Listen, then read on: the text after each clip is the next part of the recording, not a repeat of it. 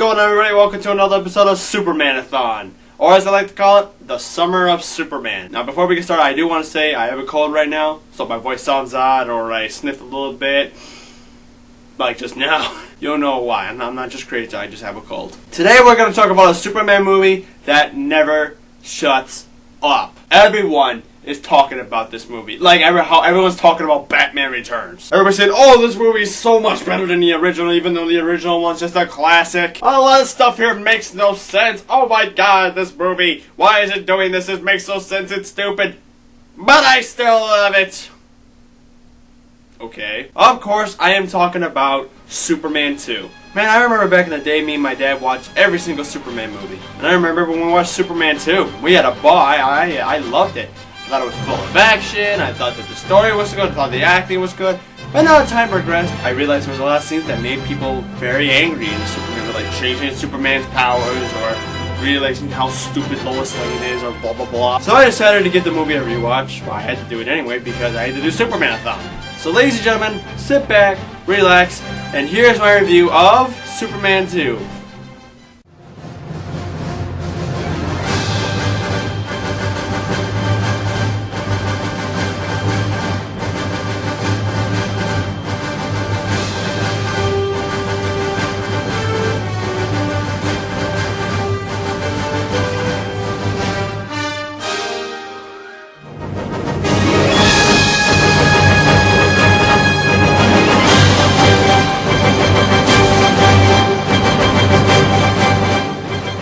This movie is great. I really do like this movie. This is probably one of the best Superman movies out there. It's not as good as the original. I will admit, it's not as good as the original.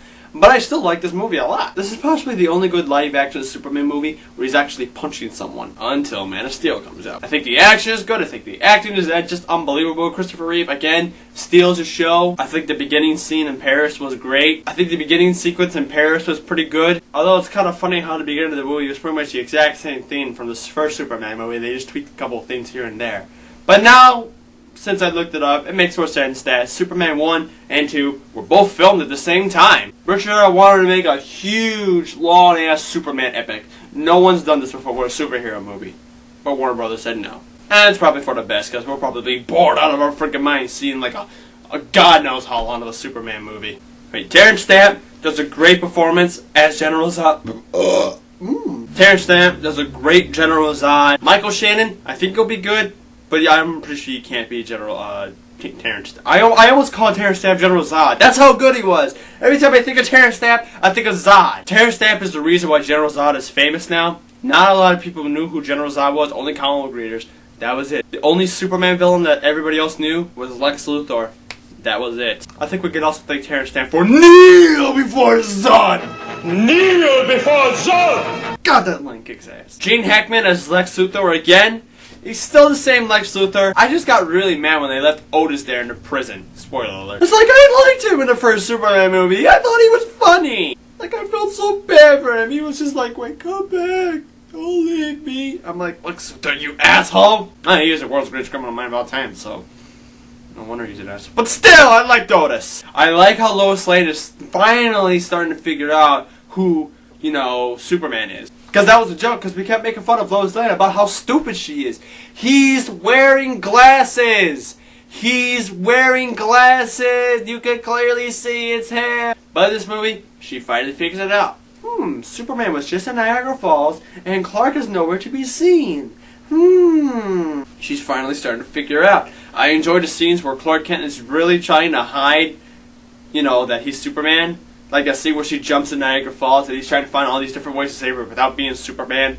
I thought that was enjoyable. Yeah, so this movie's great, but it's really, really slow. Talking takes forever. I have to say the scene where Superman goes on a little crystal to get away with his powers is just a little bit, it just runs a little bit slow. But I have to say the number one slowest freaking scene in the movie was the scene that Zod and his two goons were just blowing everybody in Metropolis.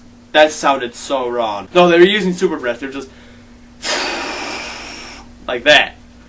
And it took for a goddamn ever. It was one of the slowest scenes. It should have been just like a minute. It felt like it was like 5 minutes.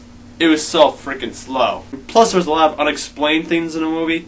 Like, he gets away, like, he gets rid of his powers. Okay, they're gone. Now he can be with Lois Lane. Now he's just a normal human. He goes back to the Fortress Zod to say, hey, I just got the shit beat out of me, and now Zod is planning to destroy the world. I need my superpowers back. No, you can't have it. You already got rid of them. Father! Then he gets his powers back. I'm like, okay, is you just yelling, Father, you got your powers back? That makes no sense. You know, the weird acid he throws at the guy. But the one thing that everybody is talking about, but I'm actually starting to understand, is that the other powers that Superman had in this movie, but he doesn't have in the comic books. How is he able to throw another S? How is he able to duplicate himself? How is he able to kiss somebody and make them forget about what's happened in the past week? Everybody's saying, oh, Superman doesn't have that power. Oh, he's so stupid. Oh my God, this is the worst Superman movie ever. No. Remember, even though it wasn't explained, he got his powers back.